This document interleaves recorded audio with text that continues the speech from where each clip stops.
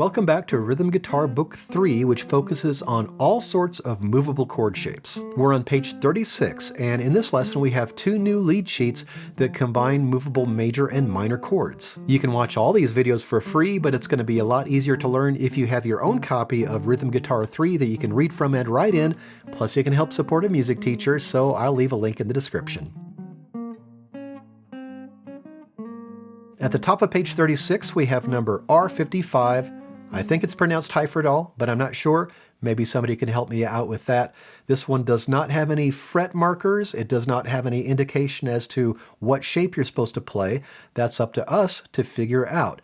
In general, you want to try to keep your shapes within the same area of the fretboard as each other. That's not always going to be possible, but it's a good general rule to follow. And there are many ways we could play the chords in this song. We'll just go over some decisions that I made. You may make other choices. It begins with an A-flat major, so we need to find an A-flat root note first. There's one way up at the 11th fret on the 5th string. We're not going to go with that one. I like to try to stay in the middle of the fretboard when I can. So that's going to be on the 4th fret on the 6th string. And because our root note is on the 6th string, that will be with the E major shape. Next, we want to find a nice close F for our F minor.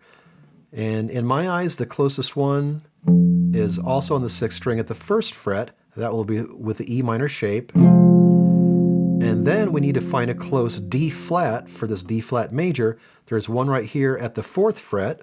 And we have a couple shapes we could look at, the A major shape or the C major shape. I'm going to go with the C major shape because with this F minor down here, that's the closest I can get to that D flat. Nice, close, efficient movement.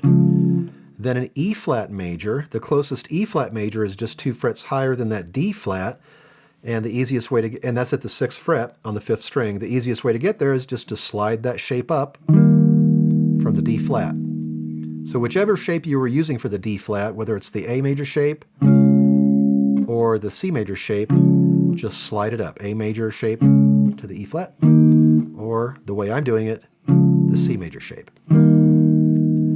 A flat major again, I would just do it the same way. Next, we have an F minor. This one I'm choosing to play up at the 8th fret rather than at the 1st fret. And that's because of the E flat that's coming up. So this F minor, I'm going to play at the 8th fret on the 5th string. That will be with the A minor shape. And then we have an E flat major right after that. That's going to be 2 frets lower than the F at the 6th fret. And this time for my 5th string major shape, I'm going to use the A shape. And then back to an A flat major. At the end of this line, there is a repeat that takes you back to the beginning. We're not going to look at that right now, but I will follow that repeat in the playthrough. Next, we have a C minor. Even though we're right down here at the 4th fret and there's a C right there at the 3rd fret on the 5th string, I am going to play my C minor up at the 8th fret on the 6th string, and that's because the way these chords work out for the rest of this line, it has you moving down and down the fretboard. We're going to run out of room if we start down toward the end of the fretboard, so I'm just going to play it from the 8th fret, but you could choose to do it at the 3rd fret if you like. Now at the 8th fret, that C is on the 6th string, so that will be with the E minor shape. Next we need to find an F root note. That's going to be at the 8th fret. Same F minor we played toward the end of the first line. Then we have a B flat minor. The closest B flat is at the 6th fret on the 6th string with the E minor shape. And then we have an E flat major, and our closest E flat is also at the 6th fret. And we played the E flat with the C shape before, we played the E flat with the A shape before. In this case, the A shape works best. Same A flat we played before. I'm going to go back up to the 8th fret for this F minor. Again, because of the chords that are following that F minor. B flat minor, same one we played before. And the E flat major at the 6th fret, like we did before. 3rd line, A flat major as before. B flat minor as before. Slide back down to A flat major.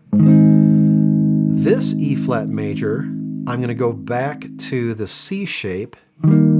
So my fourth finger is now playing the root on that E flat on the 6th fret of the 5th string. Same A flat as before. D flat major, this D flat, I'm going to play with my first finger on the root, just because it's just right there. So that will be with the A shape. The E flat major here, I'm going to go ahead and just take that shape, slide it up. So sometimes we're using different shapes for the E flat in this one, but this is back to that A shape and ending with that same A flat major that we began with. Once you've made your own decisions and you're comfortable finding those chords, go ahead and play through the song. It says quarter equals 144, but really play at whatever speed you like. It's more about finding chords at this point. And use a nice simple pattern. I'm going to go for a nice, maybe a little fingerstyle pattern here. And I am going to sing the melody. I'll try to hum it a little on the low side for your sake so you can hear the guitar more than my voice. 1, 2, 3, 1, ready, play. Do, dum, ba, do, do, do, do, do, do, do, do, do, do. Repeat. Do, do, do, do, do, do, do, do, do, do, do, do, do,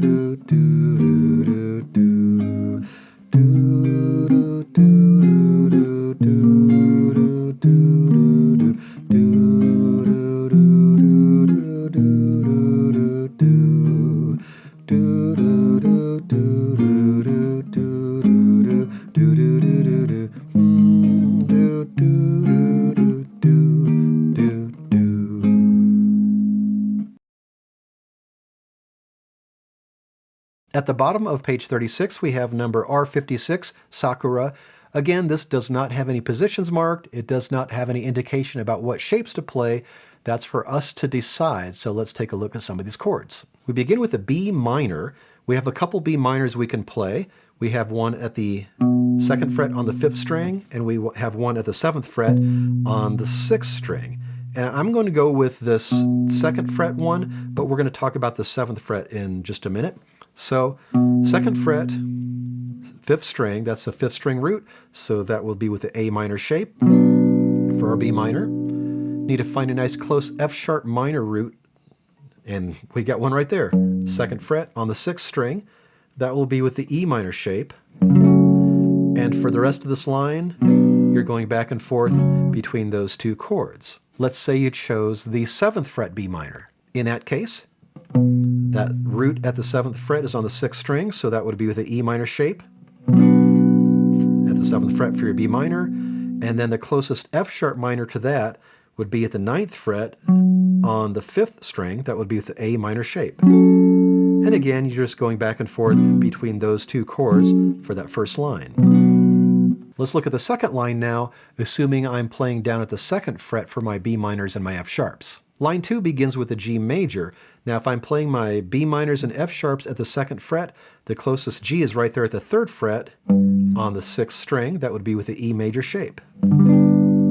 If you're choosing to play up at the 7th fret for your B minor and the 9th fret for your F sharp minor, then for your G major you may choose the C major shape with your pinky on the root there at the 10th fret, or possibly the A major shape, although I would probably go with that C major shape.